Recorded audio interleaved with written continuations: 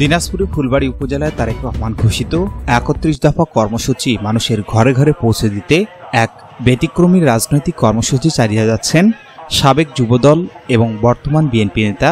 ২০১৮ সালে সংসদীয় আসন দিনাজপুর ৫-এ প্রাথমিক মনোনয়নপ্রাপ্ত এবারের মনোনয়ন প্রত্যাশী এস.এম.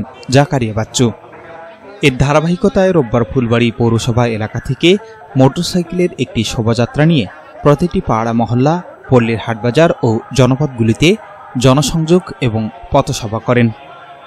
এমন ব্যতিক্রমী দৃষ্টিনন্দন রাজনৈতিক কার্যক্রম তিনি জুলাই-আগস্ট বিপ্লব উত্তর পূর্ব চালিয়ে আসছেন বলে জানানো হয়েছে।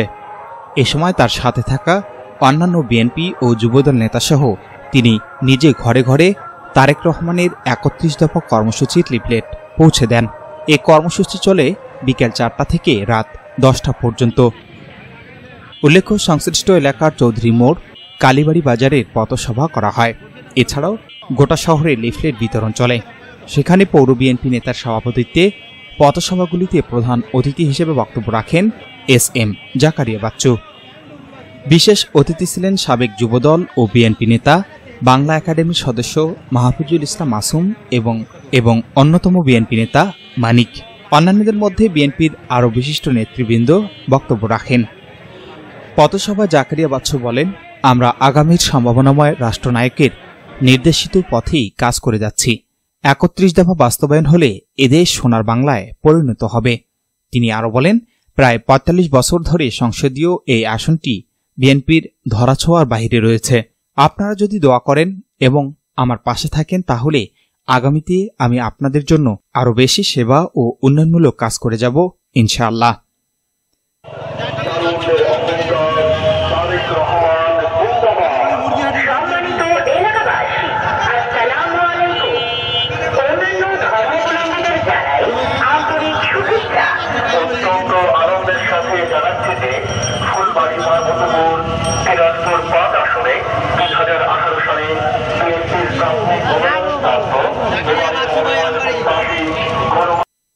অপর এক পথসভায় মাহফুজুল ইসলাম মাসুম বলেন, ফুলবাড়ী ও পার্বতীপুরের উন্নয়ন করতে হলে আগামীতে ধানের শীষ তথা বিএনপি মনোনীত প্রার্থীকে সংসদে পাঠানোর বিকল্প নেই।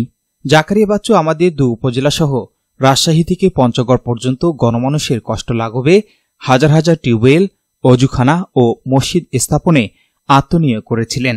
তাই এমন সমাজসেবকই আগামীতে রাজনৈতিক ময়দানে দেখার আশাবাদ ব্যক্ত করেন তিনি।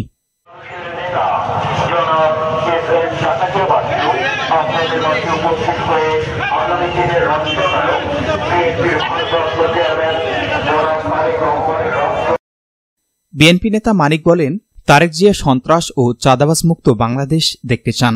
আমরা সেই লক্ষ্যেই কাজ করে যাচ্ছি। তিনি আরও বলেন, আমরা অসংখ্য হামলা, মামলা, খুন, গুম, নির্যাতনের শিকার হয়েছি ফ্যাসিস্টের আমলে। তাই সর্বশেষ ধৈর্যের পরিচয় দিয়ে আমাদের কাজ করে যেতে হবে বিজয় পতাকা ওড়াতে। পথসভাগুলিতে সার্বিক পরিচালনায় ছিলেন দিনাজপুর পলিটেকনিক ইনস্টিটিউটের সাবেক জিএচ, সাবেক ছাত্রনেতা মাহফুজুর রহমান মানিক।